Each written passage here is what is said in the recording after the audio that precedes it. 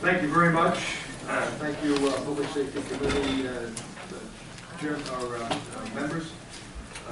My name is Leo Paul. I'm the first selectman of the town of Litchfield and vice president of the Connecticut Council of Small Towns. Strongly supports SB 261, an act concerning the overtime cost of resident state trooper police officers, which would reduce the amount of money that towns must pay resident state police officers for fringe benefits already associated with overtime costs. This would help maintain the viability of the resident trooper program and is one of COST's top priorities this season. The resident state trooper program has been in place for more than 60 years. Over the years, more and more small towns have chosen to utilize resident state troopers to provide greater public safety and protection for their citizens. In 2011, the state legislature increased from 70% to 100% the amount towns are required to reimburse the state for resident state trooper overtime costs. This shifted a considerable burden onto Connecticut's small towns at a time when state aid to municipalities has been largely flat funded and the cost of providing critical services, such as education, continues to increase. Unfortunately, the costs associated with the resident state trooper program have increased dramatically over the last few years, due in large part to increases in fringe benefit rates. Each year, towns are notified about changes in the fringe benefit rate long after local budgets have been adopted. Generally, we find out about the change in the fringe benefit rates in midsummer. Most of our budgets are completed by the middle of May. In Litchfield, it's the second week of May. In fiscal year 09-10, the fringe benefit rate was approximately 59%. This year, towns were notified that the fringe benefit rate was increased from 72.95% to 83.85%, effective July 1st. Now there's word that it's going to go up to 90% this following year. For some towns, this is more than double the fringe benefit rate established for municipal employees. Although towns anticipated some increase in costs due to wage rates, many towns are now faced with budget shortfalls due to the dramatic increase in fringe benefit costs. Towns also question how the fringe benefit rate is calculated and whether it is fair to require towns to pick up certain costs.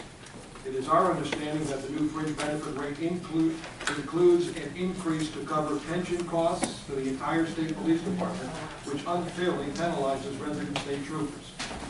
Over 60 years, the resident state trooper program has been a strong state-local partnership, critical to protecting the public safety of our citizens and businesses. Continuing to shift more of the cost for public safety onto the backs of local property taxpayers compromises this partnership, undermining the integrity of the program.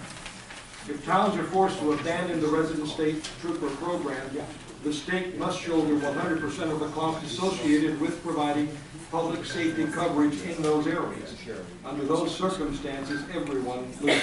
The resident state trooper program, if local costs are reined in, is a win-win for both the state and local communities. Given the focus on encouraging towns to regionalize programs and share services to increase efficiency and reduce costs, it's important to remember that the resident state trooper program is an excellent example of a regional program that does just that. It allows towns to enter into a partnership with the state to provide critical public safety services for residents and businesses in a more efficient way possible. If you could wrap it up, Mr. Selectman. Yes, sir. The cost urges lawmakers to support SB 261, which will ensure the resident state trooper program remains strong and viable to enhance public safety in our communities.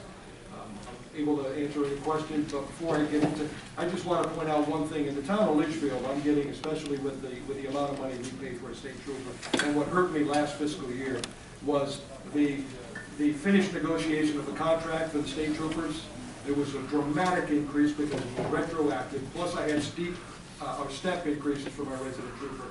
So the increase was phenomenal. It was almost a $40,000 increase just in the state trooper program for that one state trooper. I pay $124,000 plus for a state trooper, and now I have residents pushing back saying we really need the state trooper program. And my argument is this, and this is my argument with part of increasing all of the fringe benefits. is that without the state trooper, the town of Litchfield cannot have a police force. I have 120 miles of roads. I have 8,600 to 8,700 residents in the town of Litchfield. So I need to have a police force which consists of a resident trooper, and I have 2 constables who are full-time. I used to have 2 resident troopers and 2 constables, but the cost got way out of whack, and I had to get out and remove one of the state troopers from our program. So I'm willing to answer any questions that you might have. Thank you. Thank you, Mr. Paul. Senator?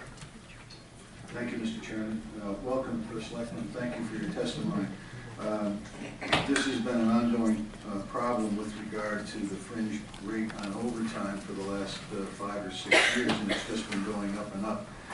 We have been testified earlier today by the gentleman from the state police union that 17% of the overtime fringe is going toward medical benefits, which is something that I didn't know. It was my assumption that the medical benefits would be in the initial fringe on the regular pay, which is 55%. Are you aware that, were you aware of that number before, that some of the contributions that we're making on overtime fringe went to additional medical benefits and pension from past underfunding? No, I wasn't. I know, I have a list here of what we pay, if you'd like me to go down the list, but I was not aware of the medical piece being in it. That might be helpful for the salaries. We have a base salary. We pay. I'm just going to run down the town of Litchfield, and this 14-15 year. For meals, we contribute $3,776. Longevity is $218. Let's see, total salary plus overtime plus long plus meals is $90,708. Let's see here, prime fringes, $76,059.45. And then it says prior year telephone we're paying $880 something. Prior year for 12-13 we're paying travel miles, 7,042 miles. We're paying at 28 cents a mile comes to $2,253. Resident trooper stipend for contract is $1,200. Motor vehicle depreciation is $5,712. Supplies is $268. Clothing, $376. Total overhead items is $90,748. And then it says percentage overtime, 104.65%.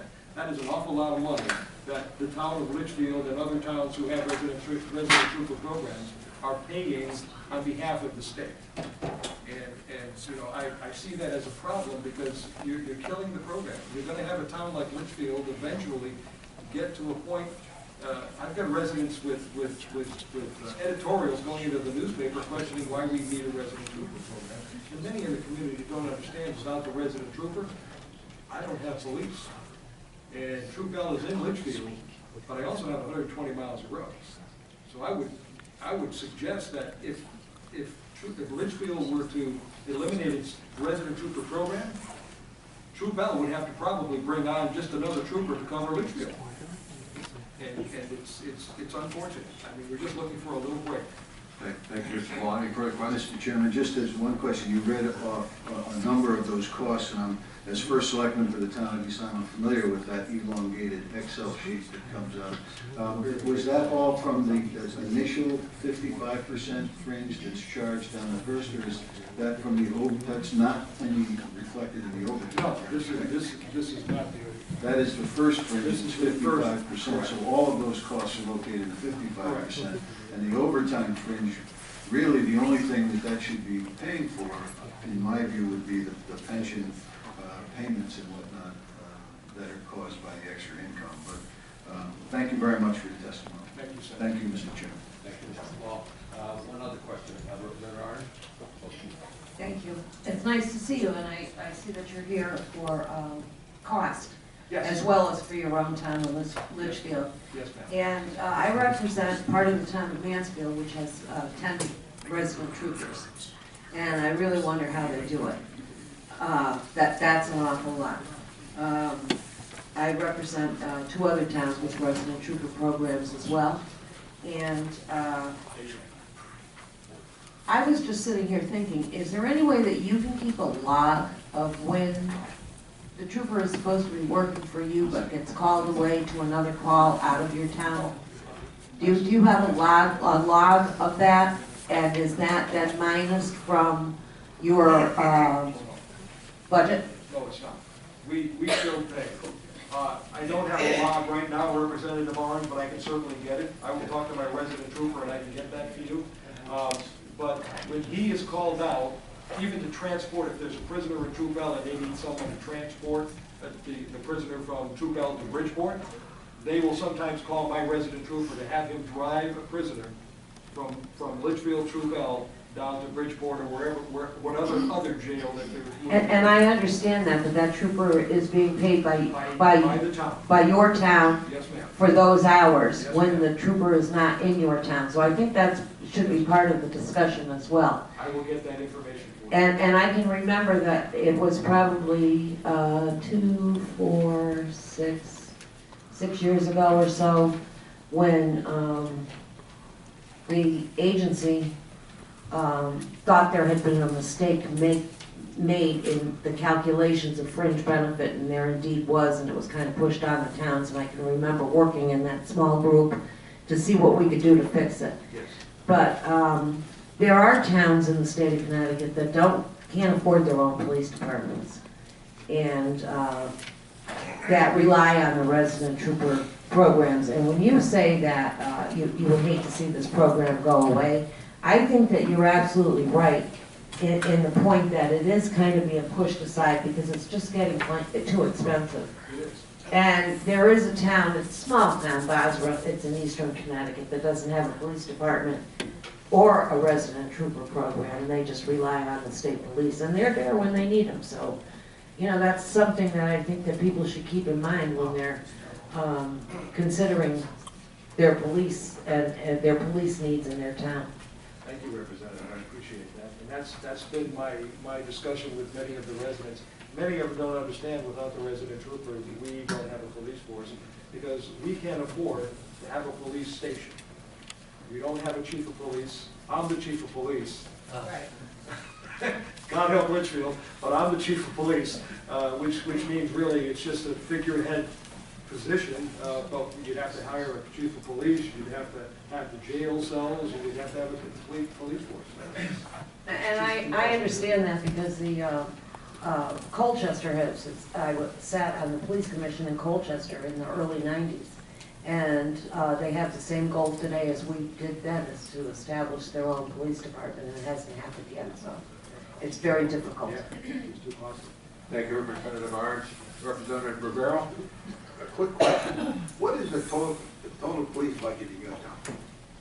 My Total police budget? I don't have that off the top of my head. It's $124,000 just for the resident trooper program. And just off the top of my head, each of my constables get somewhere in the range of about $55,000. So that's another $100,000 without fringe. So it's well over $300,000. That's an estimate. Okay. I guess maybe because I was a police commissioner in a small town of Putnam, the city part of it, and they have very few, lot less residents than you have, and they have a police budget of well over $1 million. It's their own police department.